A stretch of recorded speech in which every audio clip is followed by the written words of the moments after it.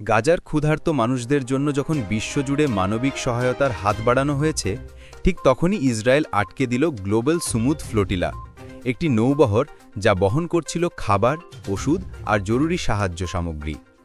বাংলাদেশ সরকার এই ঘটনায় তীব্র নিন্দা জানিয়েছে। কেন এই ঘটনা আন্তর্জাতিক অঙ্গনে আলোড়ন তুলেছে, সবকিছু জানাবো আজকের ভিডিওতে। শুক্রবার ৩ অক্টোবর আন্তর্জাতিক জলসীমায় প্রবেশ করার আগেই গ্লোবাল সুমুদ ফ্লোটিলা আটকে দেয় ইসরায়েলি নৌবাহিনী। নৌবহরটির লক্ষ্য ছিল গাজার সাধারণ মানুষদের কাছে খাদ্য, ওষুধ ও জরুরি সামগ্রী পৌঁছে দেয়া, কিন্তু সেটি পৌঁছাতে দেওয়া হয়নি। বাংলাদেশ সরকারের পররাষ্ট্র মন্ত্রণালয় এক বিবৃতিতে বলেছে, এটি আন্তর্জাতিক আইনের সুস্পষ্ট লঙ্ঘন। ইসরায়েল ক্ষুধাকে যুদ্ধের অস্ত্র হিসেবে ব্যবহার করছে, যা নির্লজ্জ আচরণ। আটক মানবিক সহায়তা কর্মীদের অবিলম্বে মুক্তি দিতে হবে। বাংলাদেশের মতে গাজা ও পশ্চিম তীরের দখলদারিত্ব বন্ধ করতে হবে এবং আন্তর্জাতিক মানবিক আইন মেনে চলতে হবে।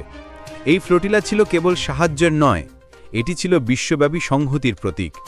বিশেষজ্ঞদের মতে আন্তর্জাতিক জলসীমায় কোনো দেশের এমন বাধা সৃষ্টি করা আন্তর্জাতিক আইনের পরিপন্থী। বাংলাদেশ সহ বহু দেশ মনে করছে, মানবিক সাহায্য আটকে দেওয়া মানে গোটা মানবতাকেই অপমান করা। গাজার শিশু, নারী, বৃদ্ধ যারা প্রতিদিন ক্ষুধা ও দুঃখের সঙ্গে লড়ছে, তাদের থেকে এক মুঠো খাবার কেড়ে নেওয়া সভ্য বিশ্বের জন্য কলঙ্কজনক। বাংলাদেশ বলেছে, এবার থামাতে হবে দখলদারিত্ব, ফিরিয়ে দিতে হবে ফিলিস্তিনিদের অধিকার এবং প্রতিটি মানবিক সাহায্যের বহরকে নিরাপদে পৌঁছাতে দিতে হবে, না হলে ইতিহাস ক্ষমা করবে না। প্রিয় দর্শক, এই ঘটনাটি শুধু গাজার নয়, এটি মানবতার লড়াই। বাংলাদেশ মানবতার পাশে দাঁড়িয়েছে। এখন আমাদের দায়িত্ব হল অন্যায়ের বিরুদ্ধে আওয়াজ তোলা।